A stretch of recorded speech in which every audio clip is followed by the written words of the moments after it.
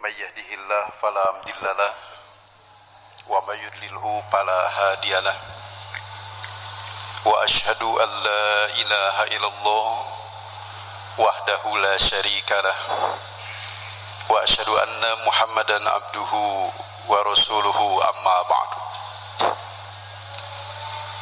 Pertama-tama ucapan terima kasih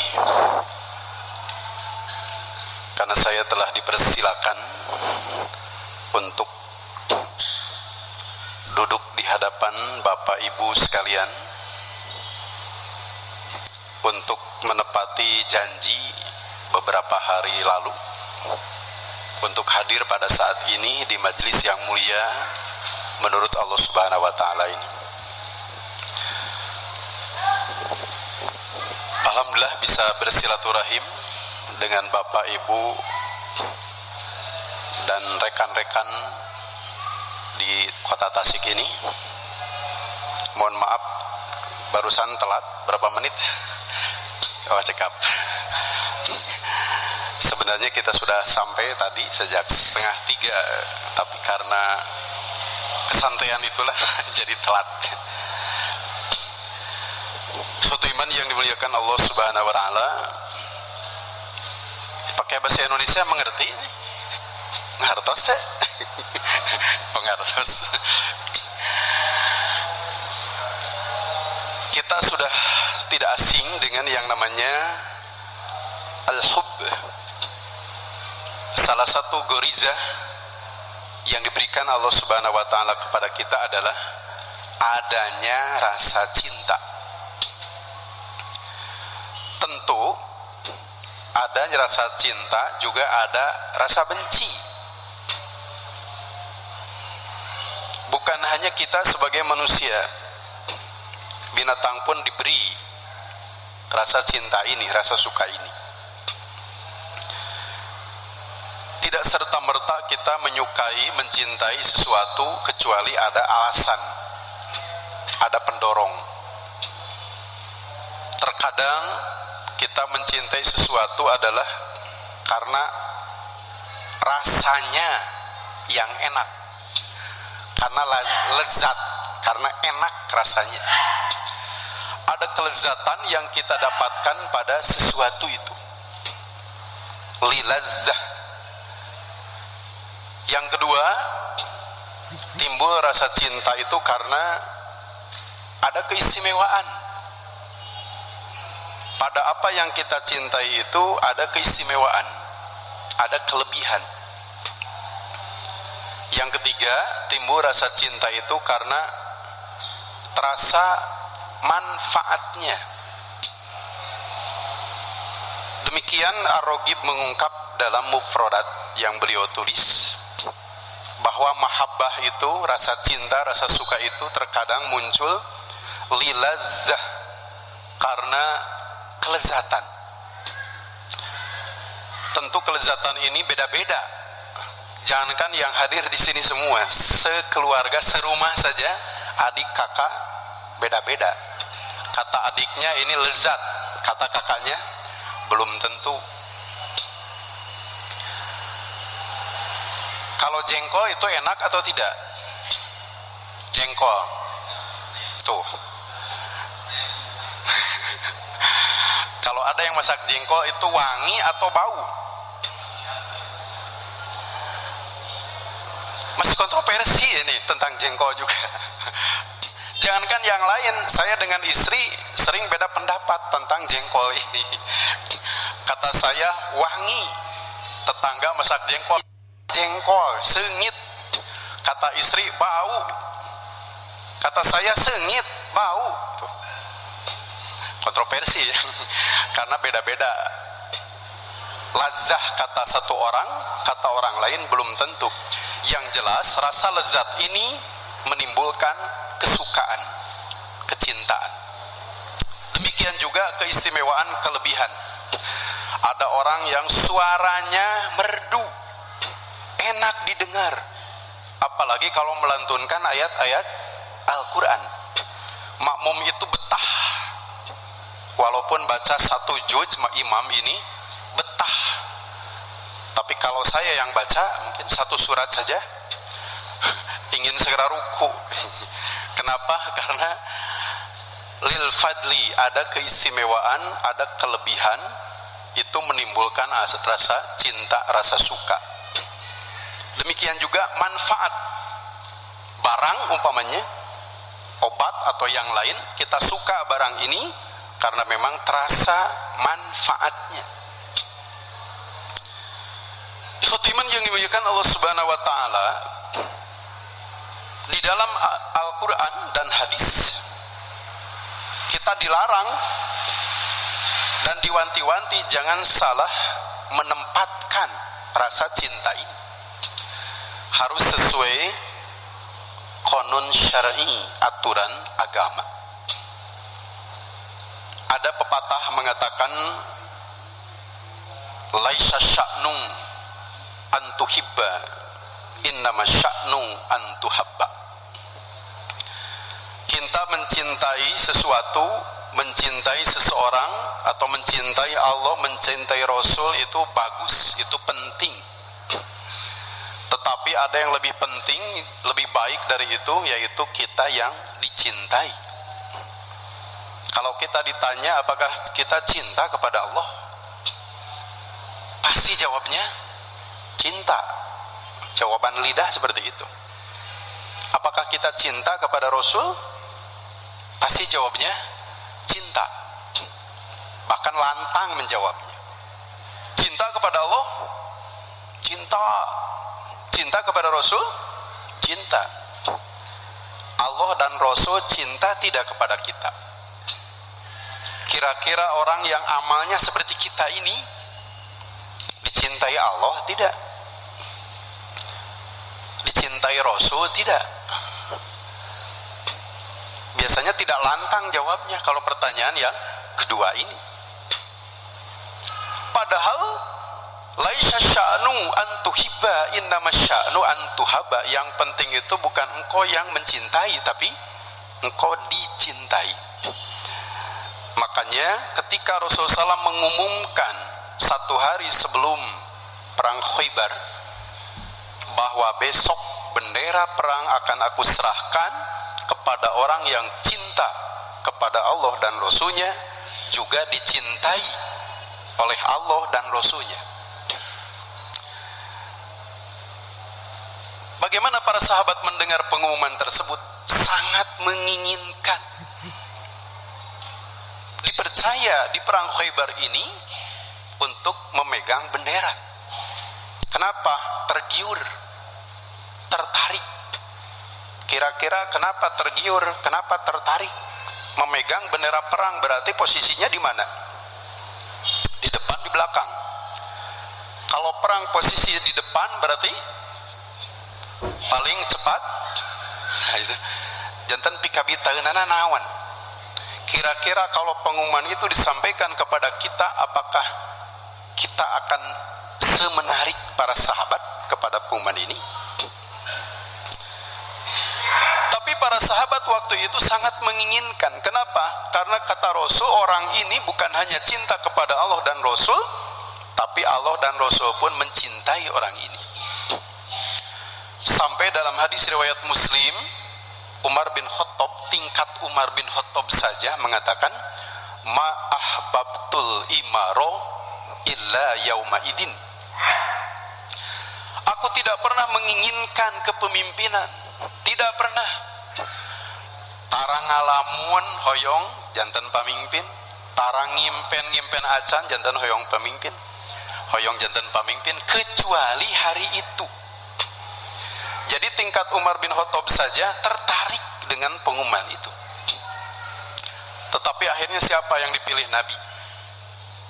Ali bin Abu Thalib. Inilah yang beliau maksud. Padahal ketika itu Ali sedang sakit mata, kedua-duanya bahkan. Bisa jadi sahabat Ali tidak tahu pengumuman itu, tapi beliau yang mendapatkan. Tapi para sahabat lain termasuk Umar bin Khattab termasuk yang mengharapkan, menginginkan, tetapi tidak mendapatkan.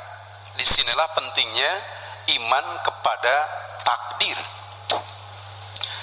Yang tidak mimpi, yang tidak melamun justru itu yang dapat. Tapi yang sangat menginginkan, bahkan berusaha maksimal optimal, tapi ternyata tidak dapat. Disinilah perlunya iman kepada takdir. Jadi yang penting itu bukan kita yang mencintai, termasuk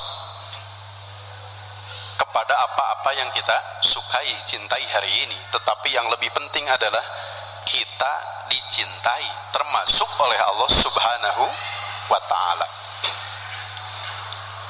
Timbul pertanyaan, bagaimana kiat-kiat atau apa yang harus kita wujudkan, lakukan kalau ingin dicintai Allah Subhanahu wa ta'ala. Ternyata Quran dan hadis banyak bercerita tentang hal itu. Bila ingin Allah cinta, ini lakukan. Bila ingin dicintai Allah, ini kerjakan. Di antaranya pada surat As-Saff ayat 4 yang ada pada tulisan ini. Pada ayat ini Allah menyebutkan apa di antara yang bisa menimbulkan cinta Allah Subhanahu wa ta'ala.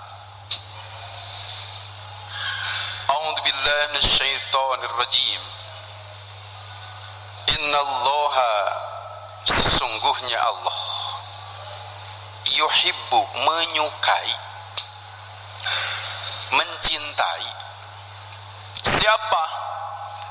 Alladzina yuqatiluna fi sabilihi, orang yang berperang di jalannya. Secara umum orang yang jihad di jalannya. Tetapi soffan, ada takyid, ada qaid. Istilah ulama balago dan sufi, ada qaid, ada takyid. Soffan, makanya mansub di fathah. Kenapa mansub soffan? Sepertinya jadi hal. Yuqatiluna fi sabilihnya dalam keadaan soffan, dalam barisan yang teratur,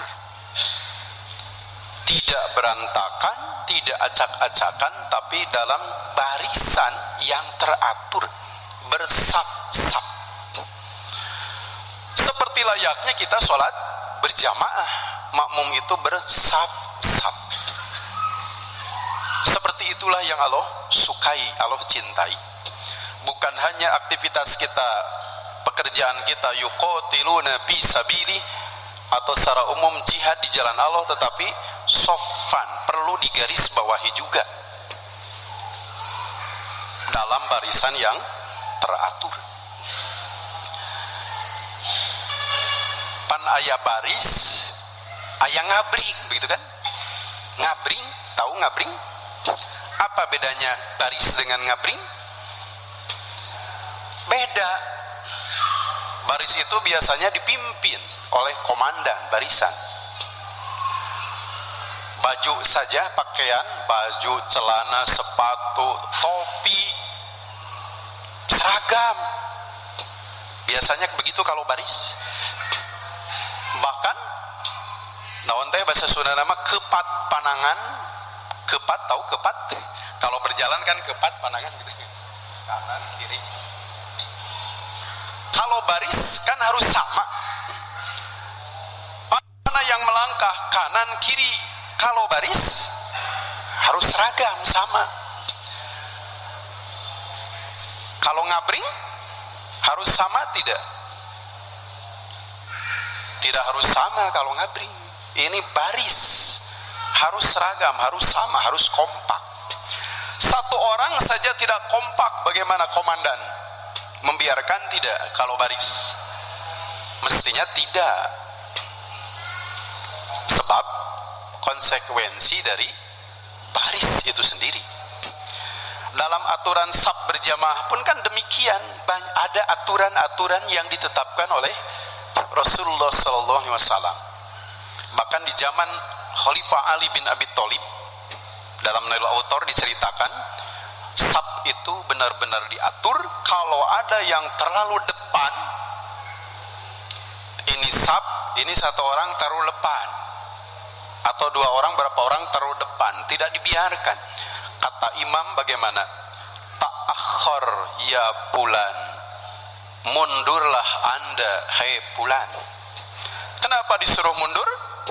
Karena dia berdiri terlalu depan, kan sedang bersaf, dia itu sedang berbaris. Demikian juga ketika ada makmum terlalu belakang, ini saf barisan, dia terlalu belakang. Bagaimana kata imam? Taqaddam ya fulan, majulah anda hai fulan. Kenapa? Sebab dia berdiri lebih belakang dari barisan saf. Demikian juga soffan, yuqatiluna fi sabilihi soffan. Ketika ada yang dipandang terlalu depan, kata orang tua, tong hareup teuing bisi katepak beteung. Sangat mendalam bahasa orang tua itu. Tong hareup teuing bisi katepak beteung. Demikian juga kalau ada yang terlalu belakang, disuruh maju. Terlalu depan disuruh mundur, terlalu belakang disuruh maju, supaya tetap ada pada barisan saf. Belum lagi Rasulullah SAW menyuruh tarosu, rapatkan. Kenapa? Ini kan saf, bukan ngabring, makanya rapatkan. Sekiranya tidak muat di sela-sela makmum yang satu dengan yang lain, seorang makmum bisa masuk. Jangan sampai ada celah kosong. Rapatkan. Bahkan kalau saf tidak rapat, siapa yang mengisi celah itu? Kan setan. Komunikasi tidak jalan, setanlah yang menyebarkan dan menebarkan apa? Namimah, mengacung, mengadu domba. Kenapa? Salah sendiri, saf tidak rapat. Cukup rapat saja, tidak, wa'tadilu, dan luruskan. Bukan hanya rapatkan, tapi luruskan. Pada riwayat lain, wala takhtalifu fatakhtalifa qulubukum. Jangan beda-beda, jangan tidak lurus, sebab berakibat hati kalian beda-beda.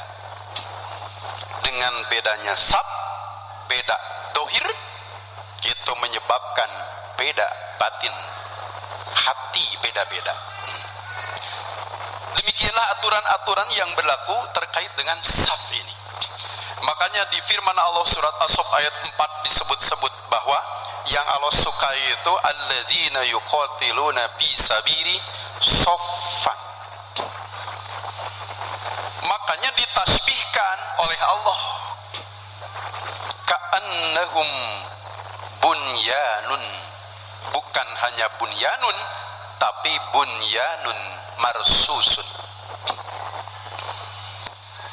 Mereka seperti itu, seperti. Jadi ini bentuk tasbih kalau istilah ulama balago. Ini tasbih.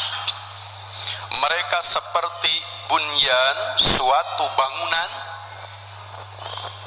Bangunannya marsusun, yang tersusun kokoh.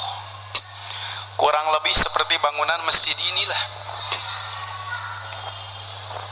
Mereka berjihad di jalan Allah dengan soffan itu, mereka seperti bunyanum marsusun. Itulah diantara yang Allah cintai, yang Allah sukai. Kalau Allah sudah mencintai sesuatu, menyukai sesuatu, kan disebutkan dalam hadis Bukhari itu, di kitab Riqaq, bab fit tawadu. Hadisnya cukup panjang, panjang itu menurut kita. Kalau menurut Imam Bukhari pendek.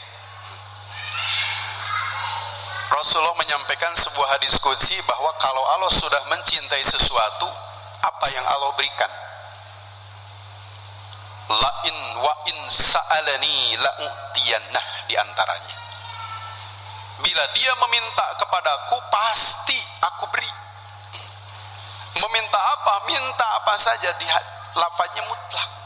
bila ia meminta kepadaku pasti aku beri, kalau aku sudah mencintai hamba tersebut. Maka di antara yang bisa memancing cinta Allah adalah kita andil memikirkan agama Allah ini, mempertinggi kalimat Allah ini, tetapi sofan, dalam barisan yang teratur. Tentu semuanya ada tahapannya. Tidak insan, tidak serta-merta, tiada ujug-ujug, tiada langsung bisa berbentuk soffan ka'annahum bunyanun marsus. Mula-mula diawali dengan ta'aruf, saling mengenal. Ini proses awalnya, ta'aruf.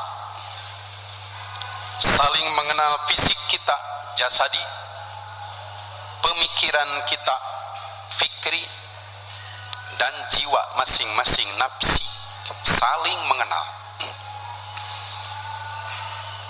Dari ta'aruf meningkat jadi tafahum, saling memahami. Saling, bukan hanya kita memahami saudara kita itu, tapi saudara kita pun memahami kepada kita.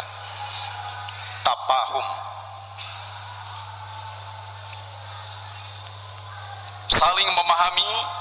Wujud ta'liful qulub, satu hati. Satu hati. Satu hati ini ditulis pada apa? Produk yang kita gunakan, motor Honda ya. Satu hati. Dari mana ini Honda mengambil satu hati ini? Dari Quran mungkin. Satu hati. Kepala boleh masing-masing, badan boleh masing-masing, tapi satu hati. Ta'liful afkar, satu pemikiran. Ta'liful amal, sama-sama dalam beramal, bekerja. Kenapa itu bisa terwujud? Karena sudah tafahum, saling memahami. Dari tafahum meningkat kepada yang ketiga, bisa terwujud ta'awun, saling tolong. Bukan hanya kita menolong saudara kita pun menolong kita ketika kita membutuhkan dan memerlukan. Lalu pada klimaknya terwujudlah takaful, senasib, sepenanggungan. Terwujudlah soffan, barisan yang teratur. Makanya pada ayat yang tidak asing, ayat ini sejak masa kanak-kanak, sejak kita jadi santri belajar hitobah di pesantren, jadi sering ayat ini dijadikan materi waktu itu. Belajar khutbah dulu di pesantren. Selain wa ma khalaqtul jinna wal insa illa liya'budun, gitu, ayat-ayat favorit bagi yang belajar hitobah dulu, santri-santri, termasuk ayat ini. Kata Allah, innamal mu'minuna ikhwatun, sesungguhnya orang-orang beriman itu bersaudara. Coba ayat ini khobariyah, insya'iyah. Allah memberitakan saja atau ada insya, ada perintah di dalamnya? Apakah ayat ini khobariyah dari Allah atau insya'iyah? Innamal mu'minuna ikhwatun. Memang lafadznya, redaksinya khobariyah, tetapi di dalamnya ada unsur insya'iyah, ada amr, bahwa seperti inilah mestinya, harusnya, seyogyanya mukmin dengan mukmin, ikhwatun. Menurut As-Sobuni, lafaz innamal mu'minuna ikhwatun itu adalah bentuk tasbih balik. yang pernah belajar ilmu balaghah tidak asing, kalau tidak lupa itu juga tasbih balik. Tasbih yang dibuang ada tasbihnya dan wajhu sibahnya. Asal kalamnya begini, al mu'minuna kal ikhwati, jadi ada huruf kaf asalnya. Innamal mu'minun ikhwatun itu mu'minun kal ikhwah. Kenapa menurut As-Sobuni ikhwah itu saudara seturunan? Bagaimana mestinya mukmin dengan mukmin? Kata beliau, menurut ayat ini harusnya kal ikhwah, seperti layaknya adik dan kakak, saudara dan saudara. Mestinya seperti itu kata Allah. Makanya dijabarkan oleh Imam Al-Qurtubi bagaimana seperti saudara senasab itu. Kunu ka ikhwanin nasab, jadilah kalian seperti saudara senasab. Kalau dirinci, bisyafaqo, saling belas kasih. Mukmin yang satu dengan mukmin yang lain, walaupun beda nasab, walaupun beda daerah, walaupun beda warna kulit, beda suku, sampai beda negara, tapi tetap mewujudkan syafaqah, saling belas kasih. Warahmah, saling sayang. Wal mahabbah, saling cinta. Wal muwasah, saling membantu. Wal muawanah, saling menolong. Wan nasihah, dan saling menasihati. Kenapa? Karena innamal mu'minun ikhwatun, seperti itulah layaknya ikhwatun.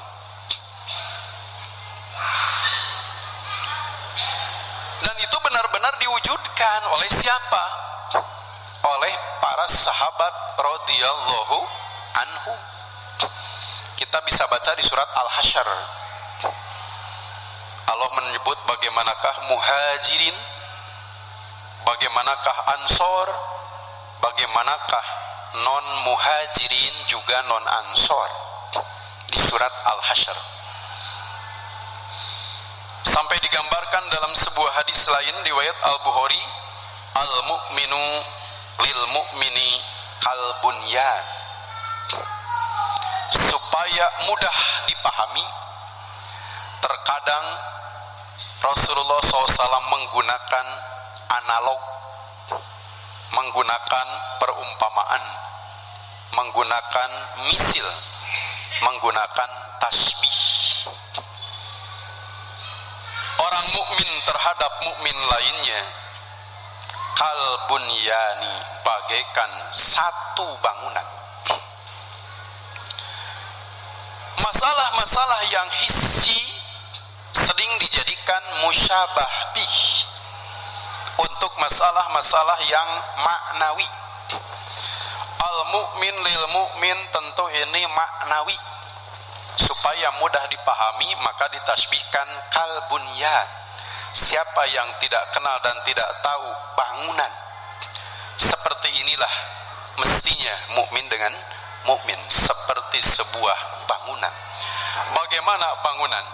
Yashuddu ba'duhu ba'dun, sebagian menguatkan sebagian lain, bukan saling sikut bangunan itu, bukan saling tendang, tapi yashuddu ba'duhu ba'dun. Bukan hanya teoritis Rasul SAW menyampaikan, tapi dengan tatbik, mempraktikkan, membentuk seperti itu Ra'ilil awal, generasi awal dari umat Islam ini. Seperti yang bisa kita temukan di tafsir-tafsir, di syarah-syarah hadis, di tarikh-tarikh. Bagaimanakah yashuddu ba'duhu ba'dun dipraktekkan oleh para sahabat radhiyallahu anhum. dipraktekkan. Sampai kapan dipraktekkan? Terus menerus selama mereka masih ada. Seperti sapu lidi. Lidi-lidi yang banyak itu diikat dengan tali yang kuat, sehingga ibu-ibu sanggup membersihkan halaman seluas apapun. Kenapa? Karena punya dan ada sapu lidi. Tapi bagaimana kalau lidi-lidi ini berserakan, berceceran, talinya terputus? Maka tenaga, pikiran, waktu habis dengan merapihkan dan mengumpulkan kembali lidi-lidi yang berserakan itu. Jangankan membersihkan halaman luas, halaman 1 meter saja tidak akan sanggup ibu membersihkan. Kenapa? Lidinya berserakan, talinya pun terputus. Tidak akan sanggup ibu membersihkan halaman walaupun